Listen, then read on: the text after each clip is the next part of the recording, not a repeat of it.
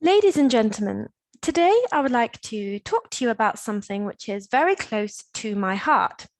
It is something that I absolutely cannot live without. It is something that takes up a lot of my money, that is not good for my health at all, and yet I absolutely love it.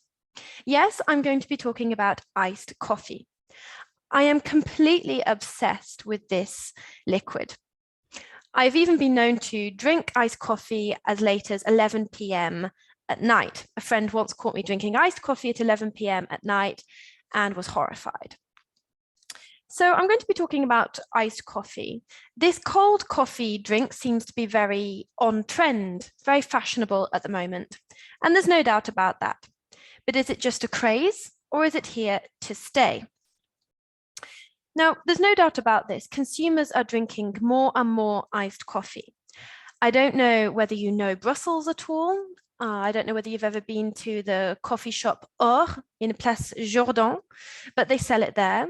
They sell it in virtually every Starbucks that you go into.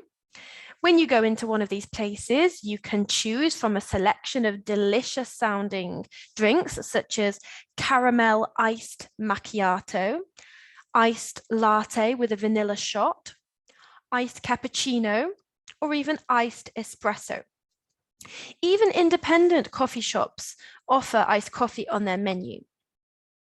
However, it was only about 10 years ago that iced coffee really took off in a big way.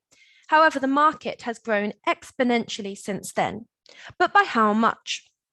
Iced coffee grew by 19% in restaurants and cafes over the past 4 years. So we're talking here about the consumption of iced coffee, which grew by 19% over the past 4 years. Cold brews grew by 245% during that same time frame, so over the past 4 years. Even during the pandemic, the consumption of cold brews proved very resilient and even became a top 5 delivery item in 2020. The market ended up growing by around 206% compared to the previous year, 2019. But who is drinking iced coffee? Well, it seems to be primarily younger consumers like myself who are obsessed with iced coffee. But it has to be admitted that consumption has been growing consistently across all age groups. For example, in the age group between 45 and 59, consumption has grown by 29% over the past 4 years. But in the age group between 30 and 44, consumption has grown by 27%. And in the age group under 30, consumption has also grown by 27%.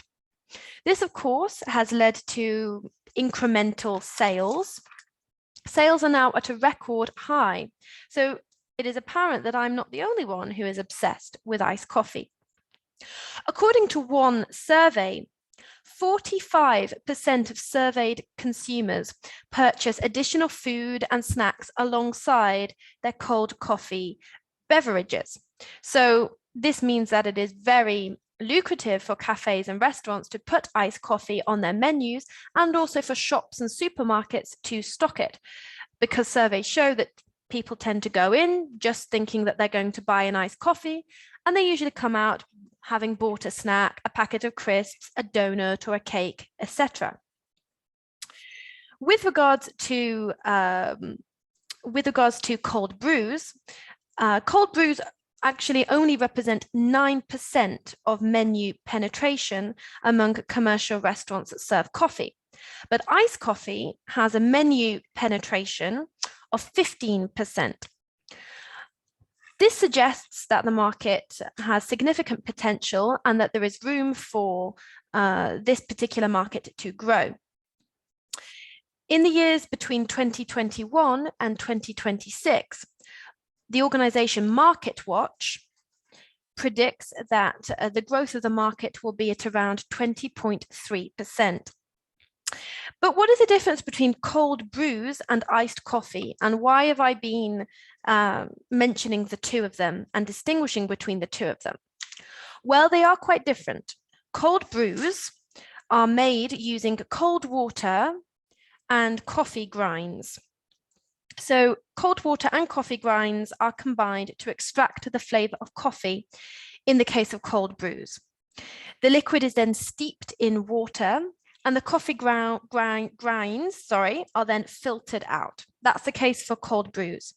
In the case of iced coffee, you take hot coffee, you take hot water and you filter it through the coffee granules, and then you serve it with ice. So essentially, iced coffee is hot coffee poured over ice, whereas cold brews, you use cold coffee and coffee granules.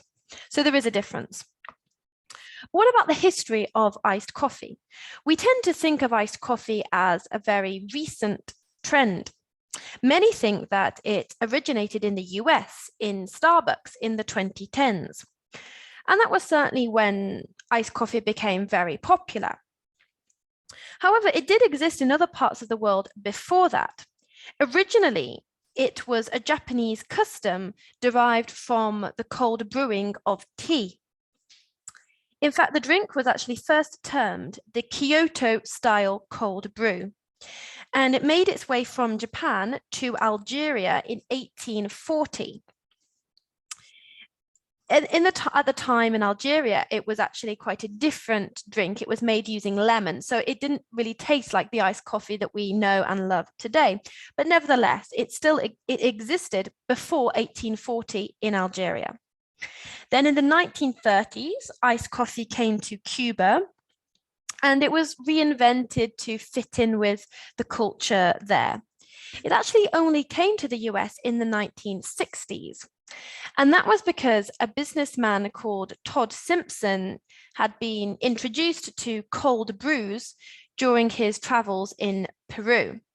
And he became so enamored with this drink that he brought it back to the US, and he even invented his own brewing system. But it didn't really catch on at the time. Then during the 90s, cafes started to make concentrated cold coffee. And then Starbucks finally mainstreamed iced coffee in the 2010s.